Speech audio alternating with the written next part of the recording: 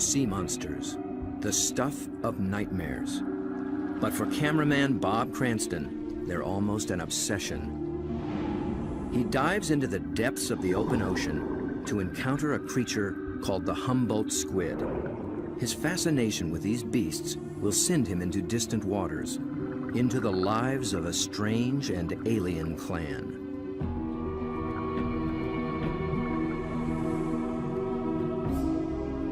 They are masters of disguise. Their skin ripples with living light. Bob will seek out experts familiar with their ways.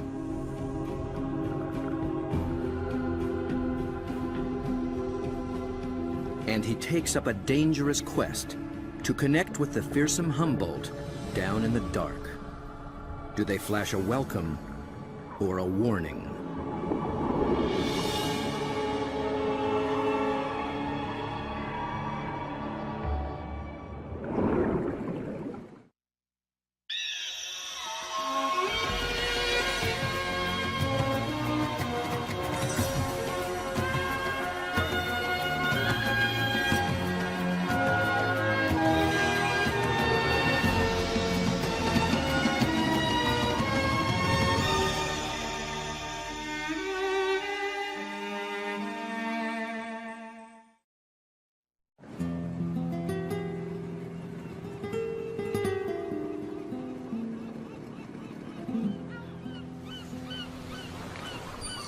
Deep in the waters of the Sea of Cortez, far below the sunlit surface, lurks a creature the locals call the Red Devil.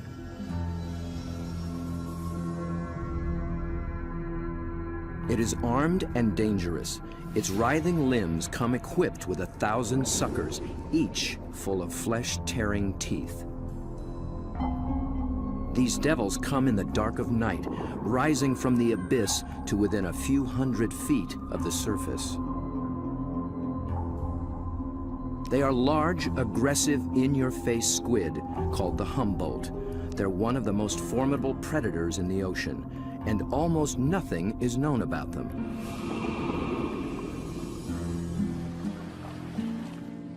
To cameraman Bob Cranston, the Humboldt have become an irresistible challenge.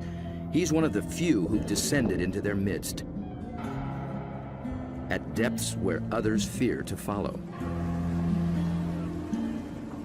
But his last encounter was a close call. It was 3 years ago in these very waters. Bob's goal was to film these beasts up close in the open ocean. The usual white filming lights create a circle of light that acts like a wall, keeping the squid at bay. So Bob descended with red lights that diffuse almost immediately.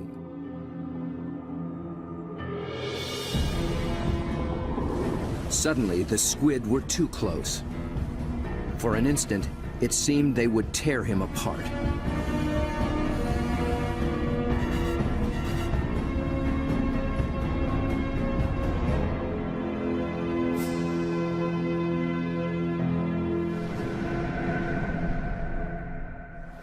It was an intense encounter that only fueled his fascination for the Humboldt. They came right for me with no fear. That got my adrenaline going. Suddenly, I was really interested in everything about these guys. I wanted to meet more of their kind. Squid and their relatives live in every ocean. Getting to know the family will take Bob on quite a journey. And if diving with red devils is anything to go by, he'll need the help of some top-notch guides.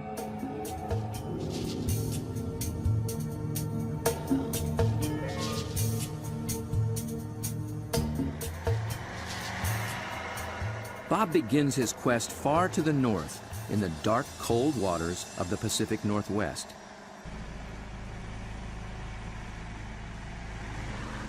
In the maze of bays and inlets along the coast of British Columbia, there dwells the giant of its kind, but it's secretive and very hard to find. Bob's asked Dr. Peter Ward for help. Peter is a paleontologist and an expert on the origins of this creature. He has decades of experience in these waters, and there's no substitute for local knowledge. So Bob, I got some maps of the underwater area we're going to go see tomorrow. Cool. And the nice thing about this, these are really high quality side scan sonars, and they give images in great detail. From these, we can pick out caves or dens, really, where the creatures that we seek can be found. Face to face with my camera. Whatever. Bob's been filming underwater for more than 30 years. He's one of the best at very difficult diving. It's a rebreather, a closed circuit rebreather. The CO carbon dioxide is pulled out, add a little oxygen, it comes back and you breathe it. Same as the guys who walked on the moon. Fantastic. It's really cool. I can stay down there with the creatures and film them for as long as I can stand the cold. The water registers 47 degrees. Without a dry suit, a diver could slip into unconsciousness from the cold in just half an hour. Waterproof zipper. Same zipper they use in spacesuits. Only in a spacesuit, I think they pressurize it. In this suit, you get vacuum packed. Get all these fancy lights. I think that one means low. Getting a little warm. Gotta get in the water soon.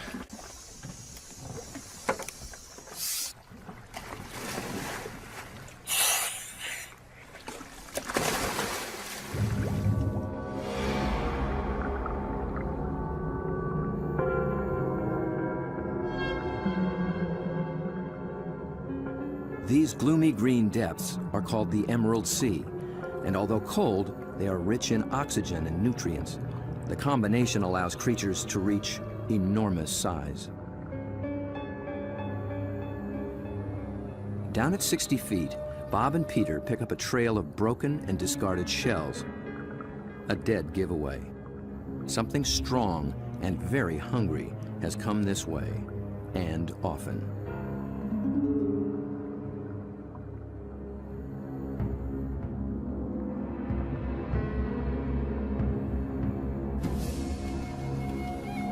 The crab should show more caution. It's up against a devious and determined predator.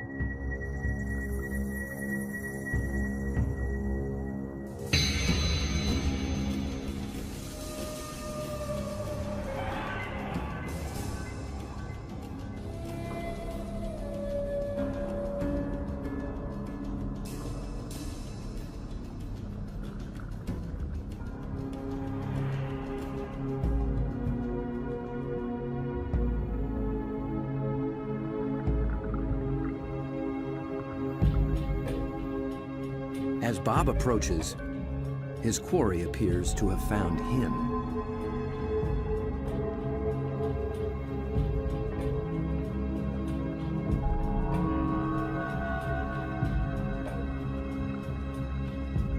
A giant Pacific octopus.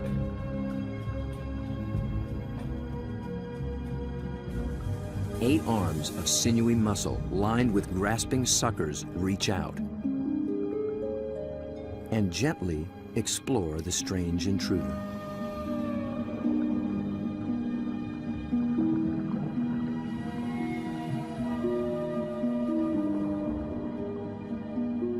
A giant can reach 20 feet from arm tip to arm tip and weigh in at 200 pounds.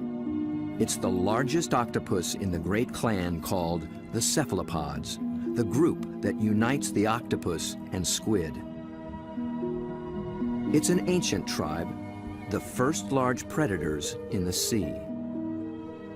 To this curious female, we're a brand new species.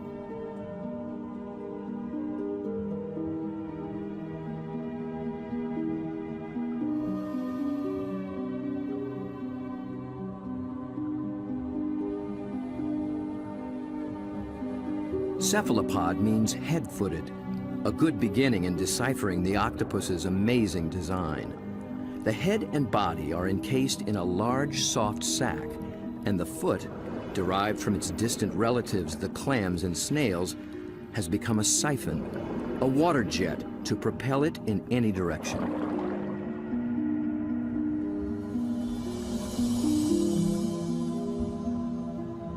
A long time ago, its ancestors wore a shell, but the octopus has given that up. Yet for creatures with such tasty flesh, the lack of protection presents a problem. The cephalopod solution? The most extraordinary skin in the animal kingdom. In an instant, it can change color, pattern, and texture. And with no bones to confine its shape, the creature can virtually disappear.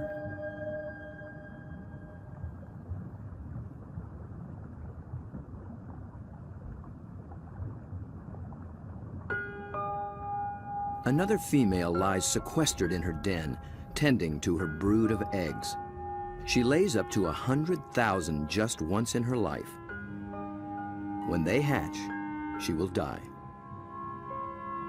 These clever, curious creatures won't live long at all.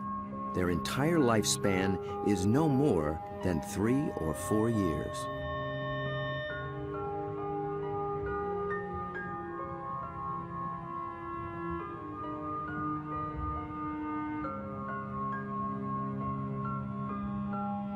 The transparent babies are no bigger than a grain of rice, but within a year, they'll be giants.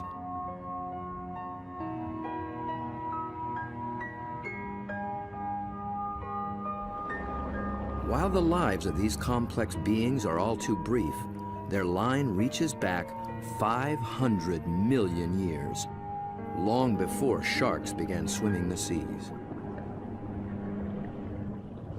This would be a great spot right in here.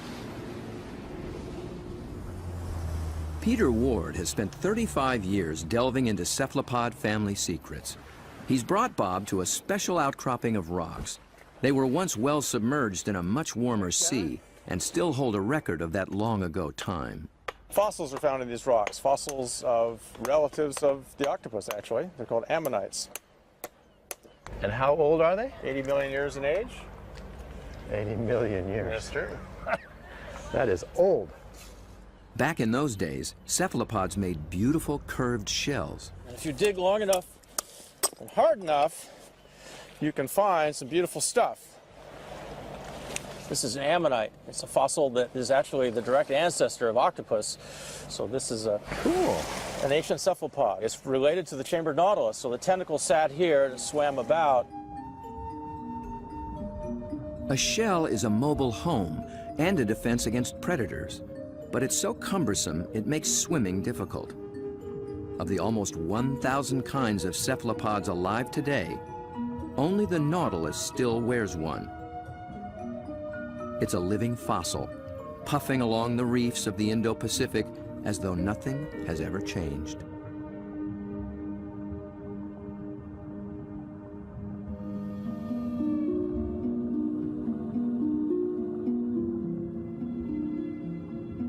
Bob returns for one last dive with the octopus.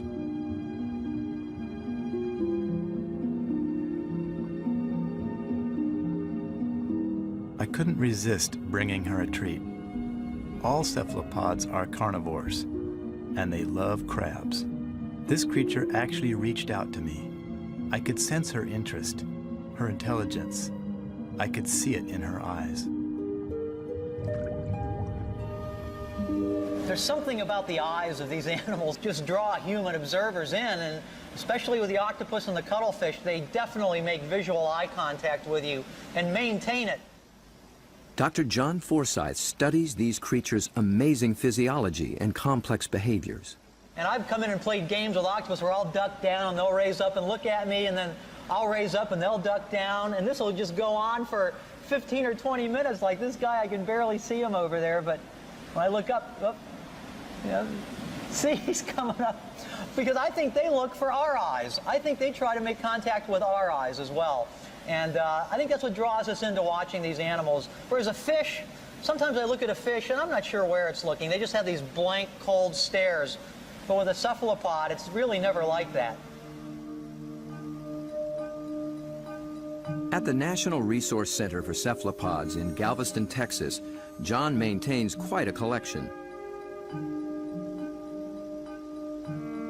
There are several kinds of octopuses, a school of small squid, and another relative, the cuttlefish. For John, the eyes of a cephalopod are not just the windows to its soul. They tell you a lot about how the animal lives. The octopus has a rectangular pupil that captures light reflected off the sea floor. Squid's large round eyes are adapted to seeing darting prey in the twilight of the open ocean. Cuttlefish dwell in both worlds, and their complex eyes can actually change shape to accommodate their travels.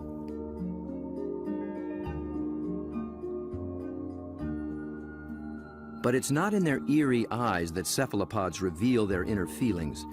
It's in their remarkable skin.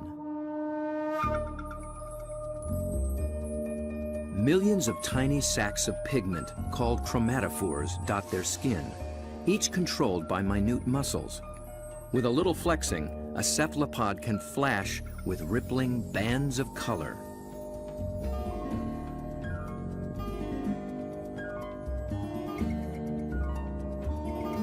Any sort of excitement, danger, desire, aggression, passion, and their skin lights up.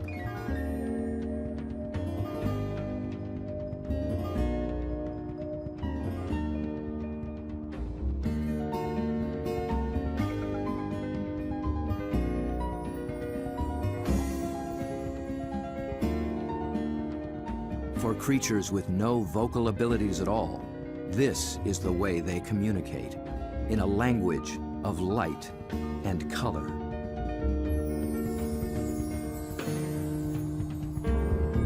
And like an octopus, a cuttlefish can transform its texture, matching its surroundings, hiding in plain sight. Given their camouflage capabilities, it's no wonder we're still learning just how many kinds there are.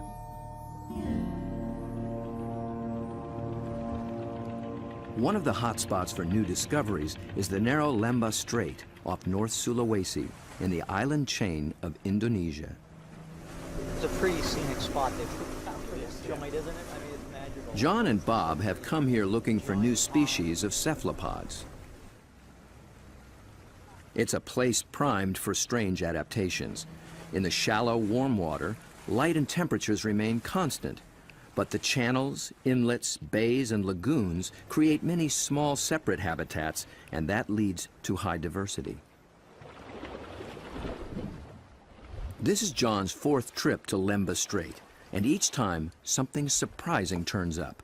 He's brought Bob to a spot called Ritaklari, which in local slang means the muck.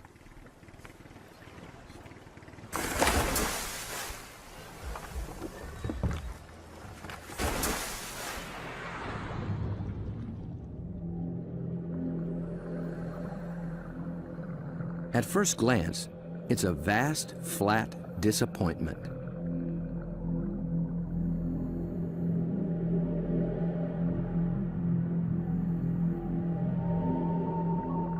But wait here quietly, and a lot of what looks like sand begins looking back.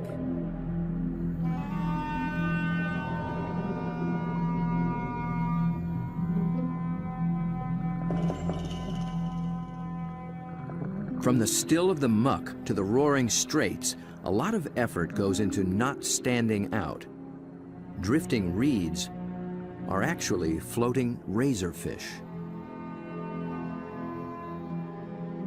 And the end of a few branches turn into ornate ghost pipefish.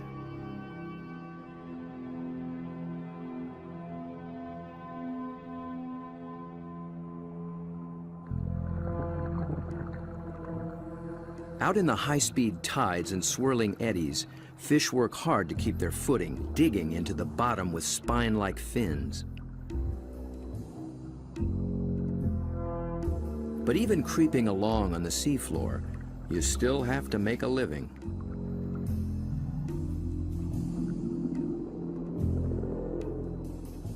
A harmless-looking weed rolling in the current is a hairy frogfish trolling for a meal.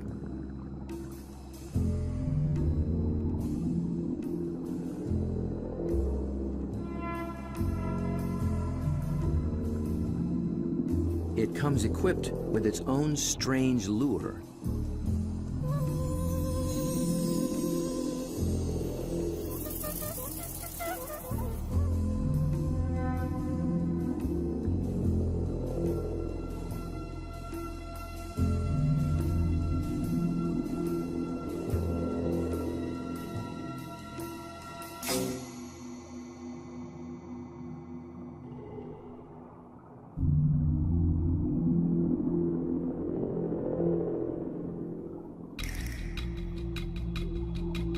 The sand offers the best retreat, but the crab has already been spotted.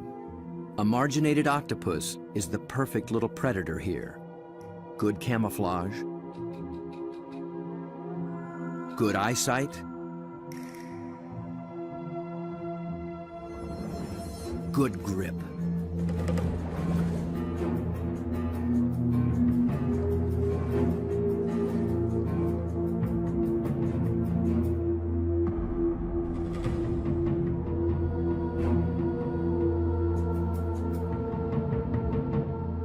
The soft-bodied octopus has one more weapon up its sleeve to subdue the crab's claws: venom.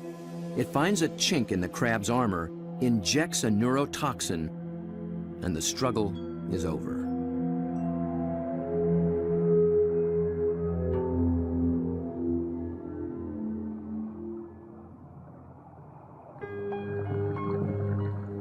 In such an open setting, the trick for every creature is to find some place to hide.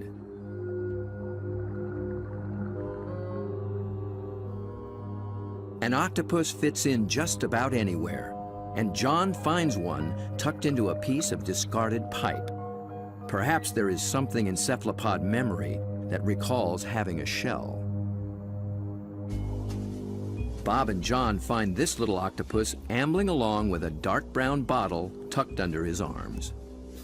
The bottle turned out to be his home, and he took it with him everywhere. So I thought I'd offer him a new fancy place and see if he's interested in trading spaces.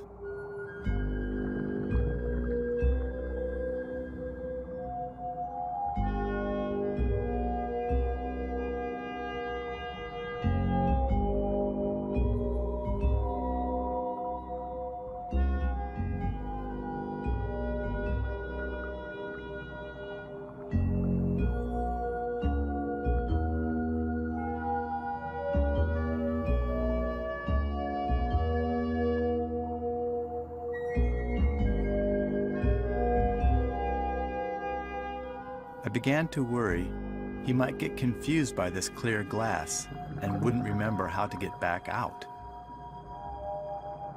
But after a few minutes, he slipped through the opening and went straight back to his old brown bottle.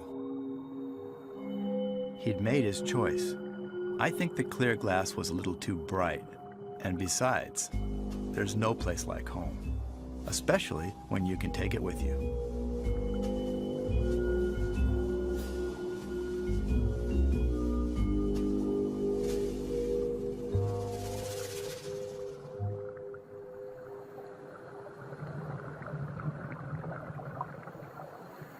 In the husks of old coconut shells, they find the pearl-like eggs of one of John's favorite creatures. It's a tiny cuttlefish that's seldom seen after it hatches. It remains so small and well camouflaged that it takes great practice to find it.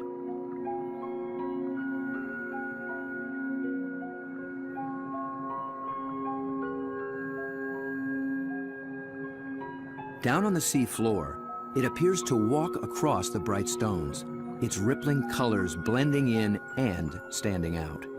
It's called the flamboyant.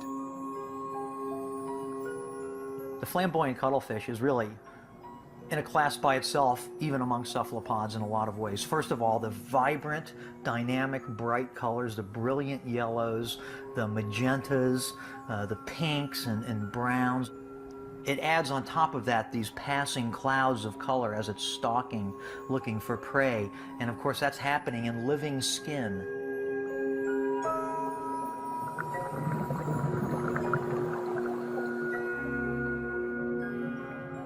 A lot of these animals are surprisingly bold. The flamboyant actually seems to like being under the lights. It begins hunting as soon as we start filming.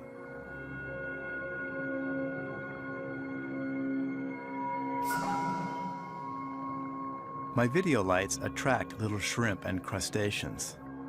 Perhaps the cuttlefish can even see better in the lights as well.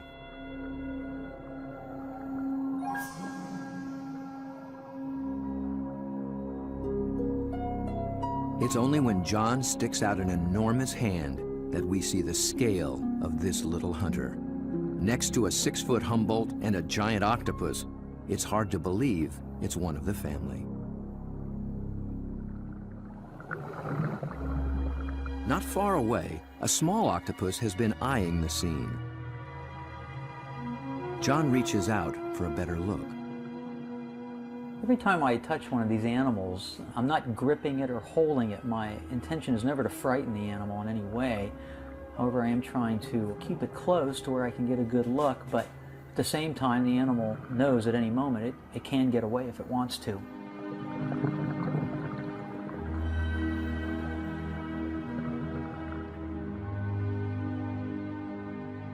This octopus gets away all too soon. John thinks it may be a brand new species never seen before.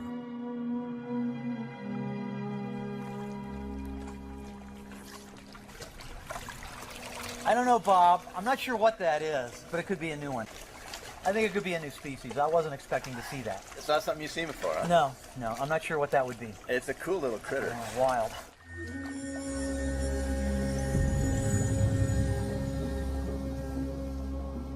The waters of Sulawesi are full of new discoveries, and one is an octopus designed with a special brand of disguise. It lives in the same waters as the banded sea snake, whose bold stripes announce its potent venom.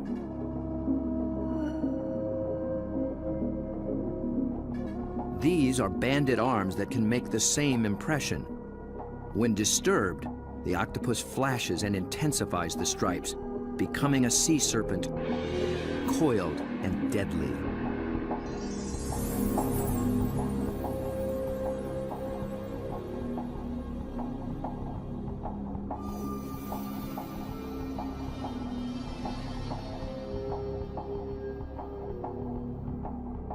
The creature has not yet been named by science, but it is known to be a fraud.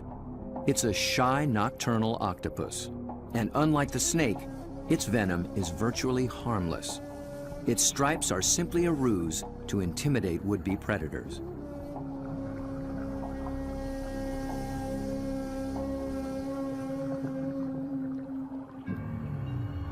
The real killer is a delicate, jewel-toned creature, the blue-ringed octopus. The flashing blue neon is no false alarm. Its poison can immobilize every muscle in the human body. There is no antidote. But all it's really after is a crab.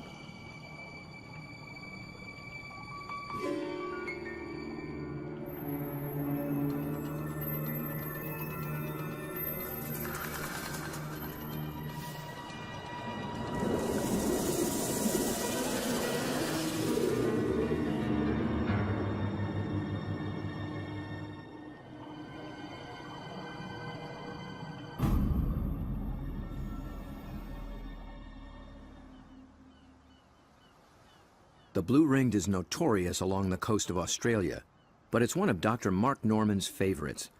As curator of marine invertebrates at Museum Victoria, his fieldwork in all 7 seas has revolutionized what we know about cephalopods. It's really hard to estimate how many species of cephalopods, or in particular octopuses, we have worldwide, because we're still in the period of discovery. They thought there was about 100 species of octopus in the world, and we've found 150 new species in the last 10 years through the Indian and Pacific Oceans and Australia and up through Asia. And these groups of animals, it's not hard to find new species. Almost everything we touch is new.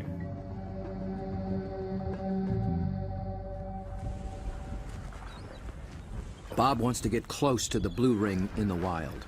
So Mark, this is a shortcut to the beach? Yep, it's a great place to collect crabs. Through the graveyard, eh? Yep. So are these the bodies of the people who have been bitten by blue ring octopus? No, very few people have died from blue ring bites. He's more likely to have died choking to death on his calamari meal at the local pub. So this is where the crabs live. Yep, they hide up here at low tide under the rocks. As the guide to the blue ring, Mark starts Bob off with their prey. Lots of little crabs. Yeah. Need a nice juicy one. There you go. Look at the claws on that. That'll take your arm off. It's an ironback crab. You can appreciate why the octopus has to get rid of the crab's claws as quick as possible. Knock them out. When the octopus bites them, it actually goes for those soft gaps in the junctions, like the elbows where the arm is a bit thinner, or else they bite them right on the eyeball, and the poison goes straight down the eyeball and into the brain. So they end up paralysing the animal instantly and putting these claws out of action.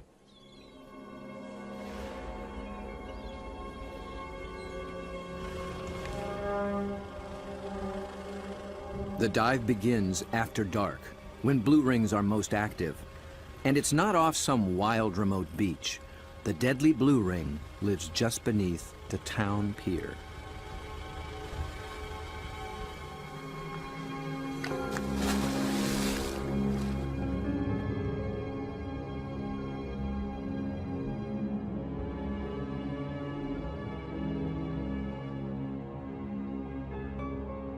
Blue ring octopus are an extremely venomous animal, and if I was to be bitten, I would probably be dead within 3 minutes. Your body would start stiffening up and you'd lose the capacity to breathe, you'd lose the capacity to wave or walk or run away, you'd run out of oxygen and you'd suffocate.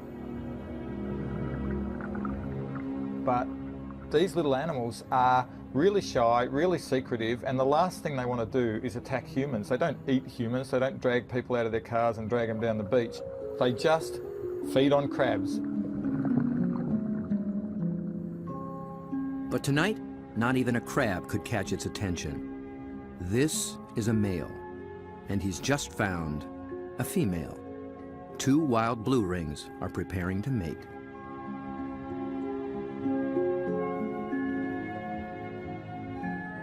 They keep their colors subdued to avoid attracting attention, especially from competing males.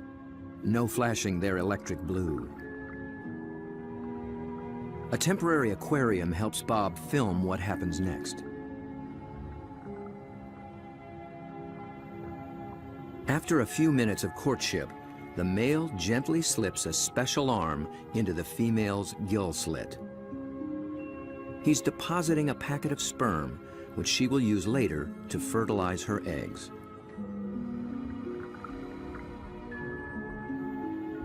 It's the end of their relationship, and most likely the end of his brief life. That was all he needed to accomplish.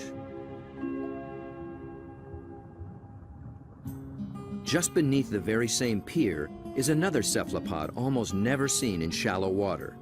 New research finds that they too pack a poisonous punch.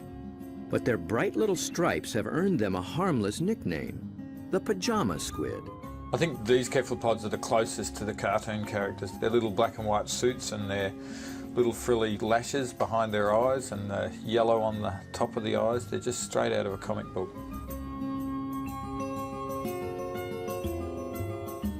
The pajama squid seem to have taken a cue from the blue rings.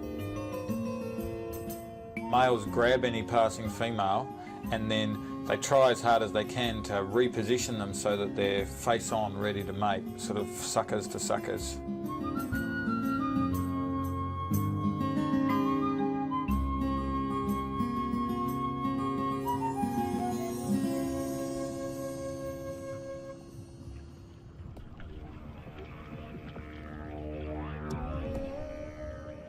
The mating season is also picking up off Australia's southwestern coast. In one small bay, giant cuttlefish have begun to assemble. They leave deep water and enter the shallows once a year for 3 to 4 weeks.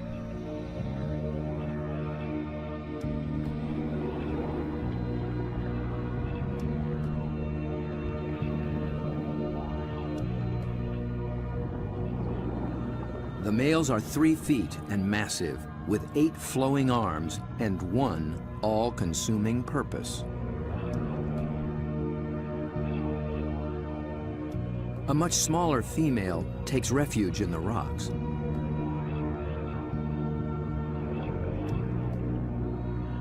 The males waste no time taking on their rivals. They flash and ripple with aggression. Their control is so subtle that they can isolate and flex just the flank facing the opposing male. The other flank communicates a solid, dependable side to any nearby female.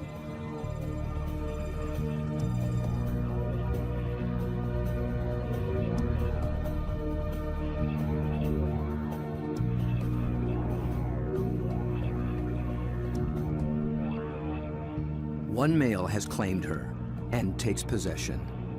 He'll guard her now, keeping her beneath him until she is ready to lay her eggs. Jules, you around here somewhere? Bob is heading for this far-flung coast, but before diving with these giants, he needs to brush up on the subtleties of cuttlefish communication. This is a crazy place to meet a scientist. Julian Finn is a leading expert on the intense social dynamics of the cuttlefish. He comes to this junkyard to scrounge up special equipment for an interesting experiment. Hey, Jules. Over here, Bob. Oh, okay. Oh, there you go. Yeah, it's You into lots old of stuff. cars? Oh yeah, I love them. I've got a number of old cars and plenty of treasures in this place. Cuttlefish speak it's a visual some kind of language, place, huh? Yeah, for and sure. What do Julian you got? wants in on the conversation. Old cars, but also got a few ideas about making something to use on these cuttlefish in Whyalla, trying to get a bit of a different shot. So Looks like junk to me. Meanwhile, the cuttlefish continue to gather.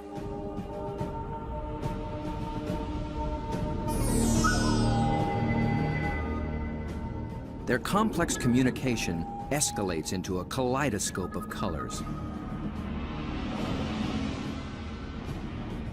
Opponents toss each other in the rolling tide, and things start getting rough.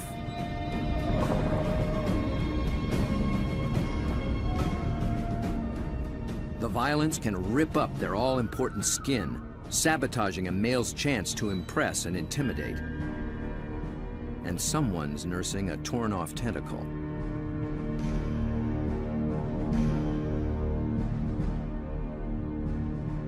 In a temporary standoff, a large male guards his female from 2 other heavyweights, while a little male, too small to take seriously, hovers on the sidelines.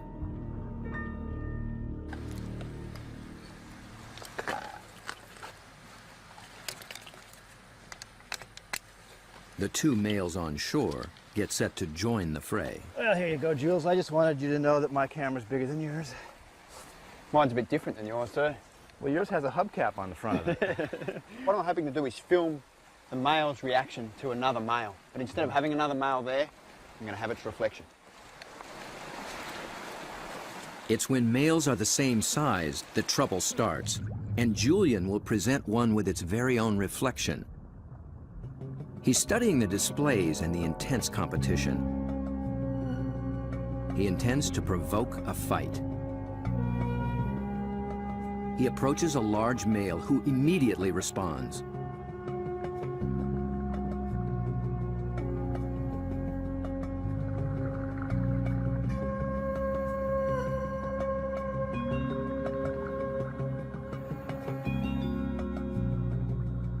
The cuttlefish becomes increasingly absorbed with his own image, but instead of a conflict, the story takes a surprising turn.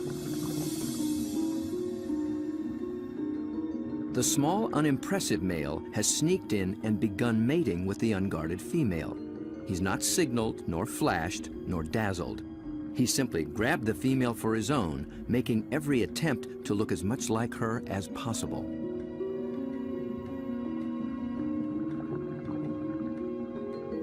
The aggressive male makes no headway with the mirror and finally moves off to resume his duties.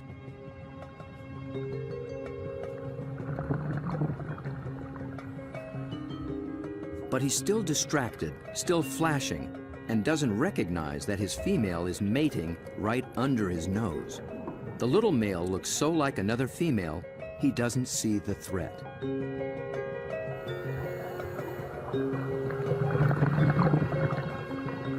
At last, he senses something's wrong and moves in to reclaim his female.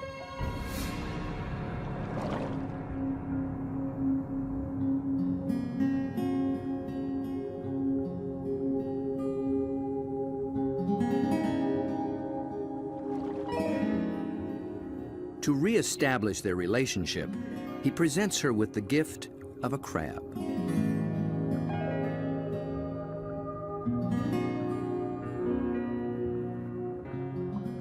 With so much going on in cuttlefish society, Julian will be experimenting for a long time to come.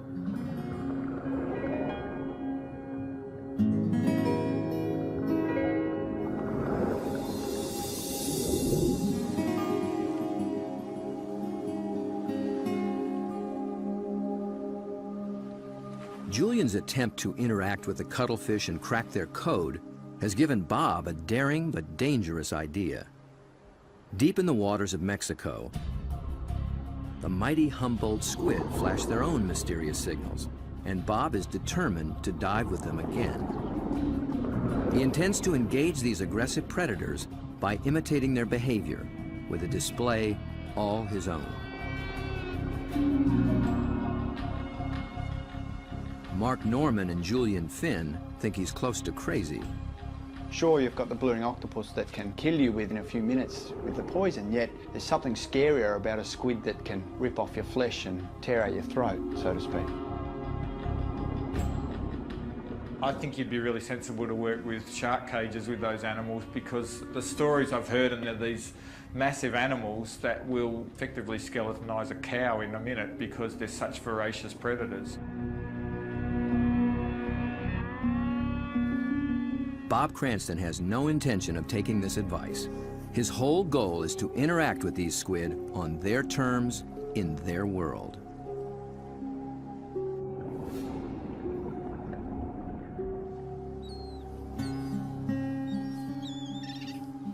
In the small town of Santa Rosalia, on the edge of the Sea of Cortez, being a fisherman takes a certain courage. Lose people, every other year somebody dies. I had a friend that they found floating in the ocean last year. It's lucky they found him because they're carnivorous. They'll eat you. I mean, they will eat you. The squid will eat you. The squid will eat you. If you fall into the ocean, they'll get you with their tentacles. You'll drown, and then they'll, all the rest of them will just eat you.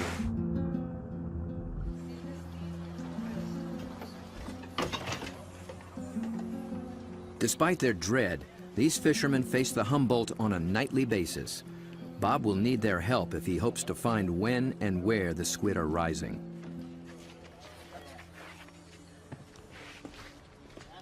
Alberto. When the Humboldt flash on and off, Bob intends to flash right back. Yo no sé. This is a flashlight, big flashlight for squid. We're gonna... Estos loco, see?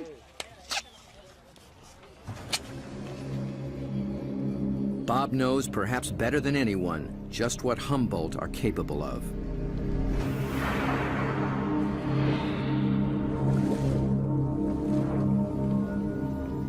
But it's not fear that he feels. It's an intense fascination for such alien creatures in a world so different from our own. For me, there's just something about these animals. Maybe it's because this type of diving in itself is a great challenge. It's hard to work at these depths.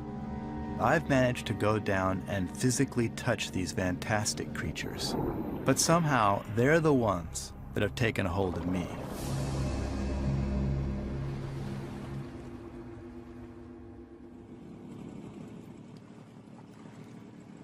He's 12 miles from shore. Aside from his assistant cameraman, there'll be no backup down below, and no source of help at all topside. There's not so much as a radio on this little boat. These are small boats, it's a big ocean, There's a language barrier between me and the fishermen who think I'm crazy to dive in the water anyway. If I disappear and drift away from this boat, the fishermen will just think the squid ate me and they won't even bother coming to look for me. Yet Bob has confidence in his own experience and in his plan. I've made up this light tube and filled it with strobe lights. The idea is that the Humboldt squid flash for communications.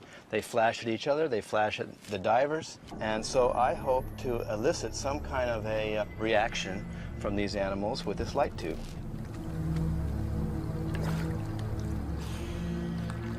Beneath the boat lies 1,000 feet of open water and sea monsters.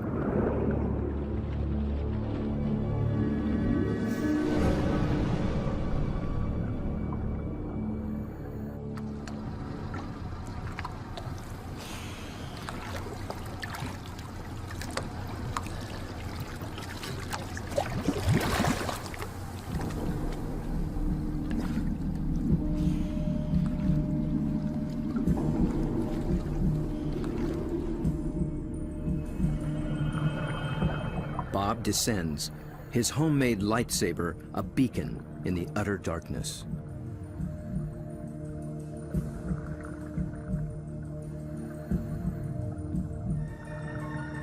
Right away, there's a complete surprise. Mobile arrays. They're seldom seen in a school like this. Already the night has taken on unexpected possibilities.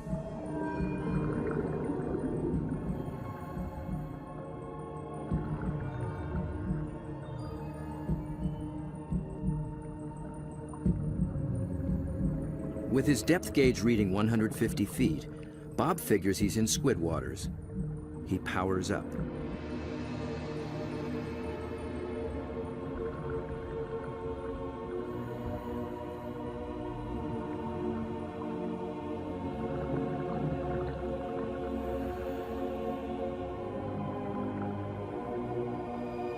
A giant swarm of pink krill mobs the lights. Suddenly, Bob's in the middle of a midnight feeding frenzy.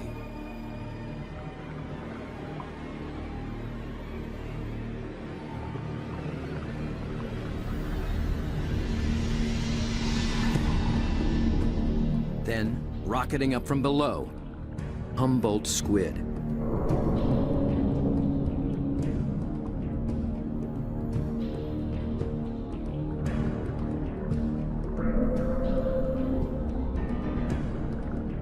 They're flashing red and white. Bob tries to get clear of the krill into better visibility. And he's caught the squid's attention.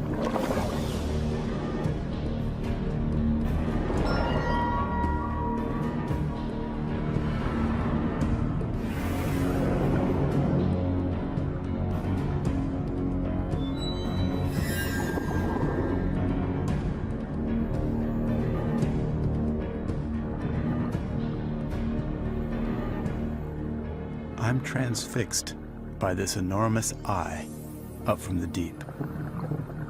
I can sense this creature thinking, but I can't imagine what.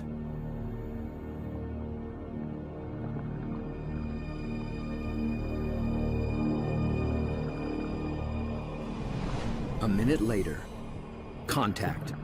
The squid grabs hold, testing the light the only way it can.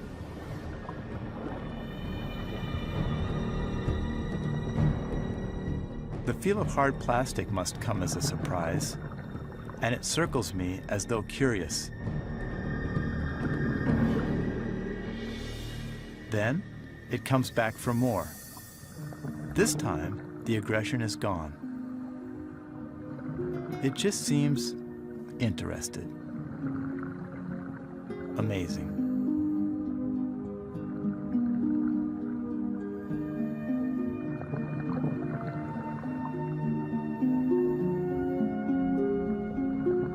We play for a moment.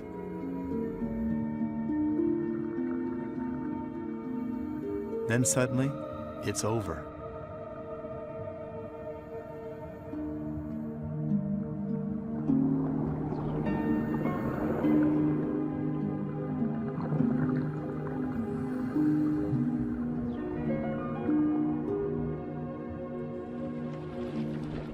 fishermen are relieved just to see me alive, but I climb back in the boat knowing something remarkable has just happened. I danced with the devil down in the deep, and I'm already thinking about the next dive.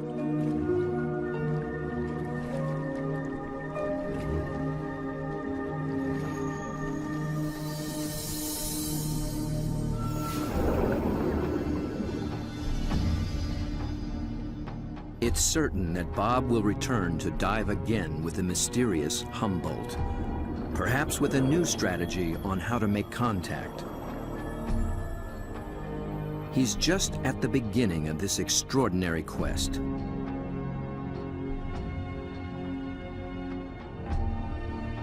But who will he meet next time in the waters below? Friend or foe?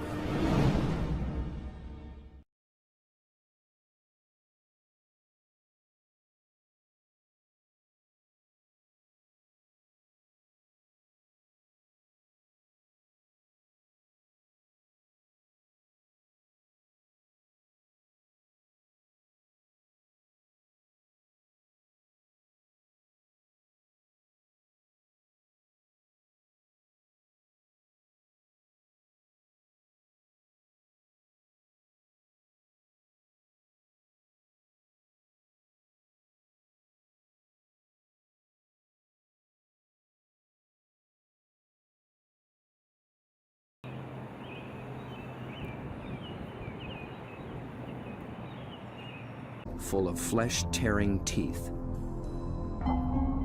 These devils come in the dark of night, rising from the abyss to within a few hundred feet of the surface. They are large, aggressive, in-your-face squid called the Humboldt. They're one of the most formidable predators in the ocean, and almost nothing is known about them.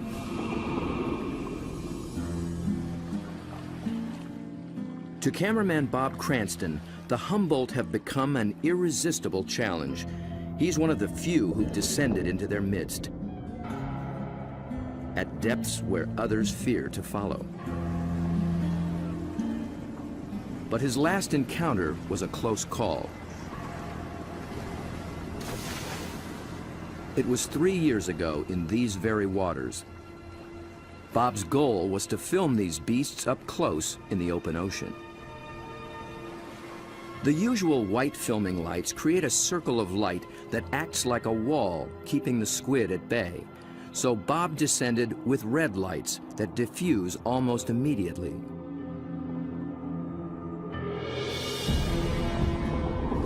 Suddenly, the squid were too close. For an instant, it seemed they would tear him apart.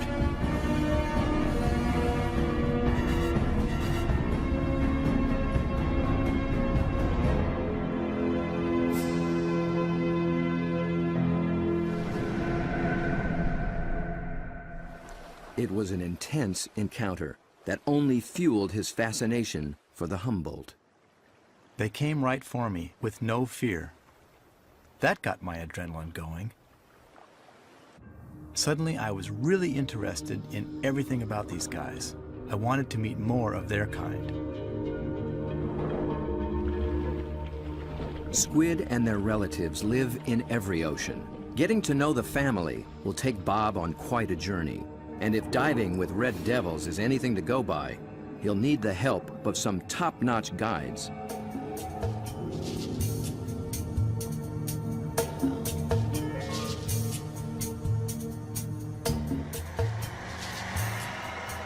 Bob begins his quest far to the north in the dark, cold waters of the Pacific Northwest.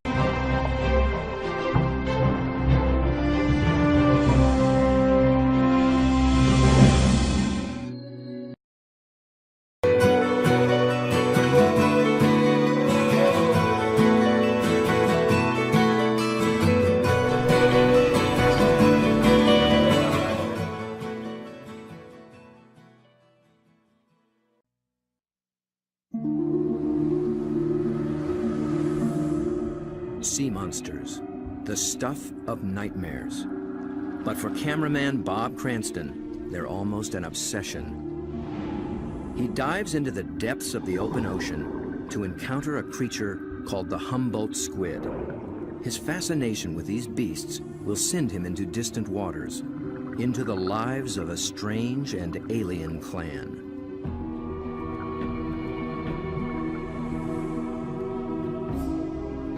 They are masters of disguise. Their skin ripples with living light. Bob will seek out experts familiar with their ways.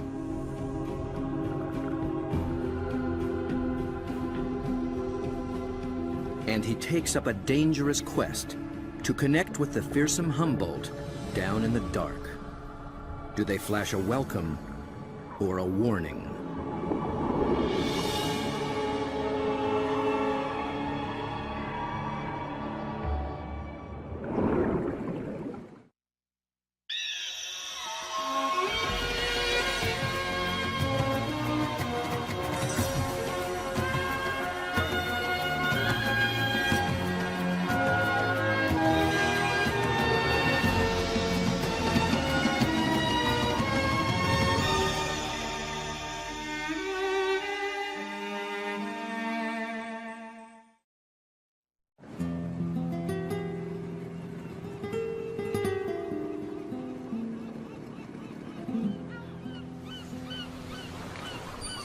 Deep in the waters of the Sea of Cortez, far below the sunlit surface, lurks a creature the locals call the Red Devil.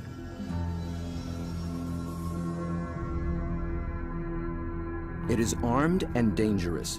Its writhing limbs come equipped with 1,000 suckers, each.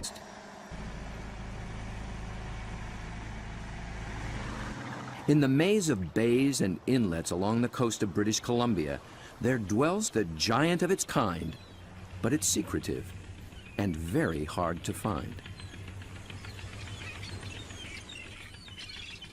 Bob's asked Dr. Peter Ward for help.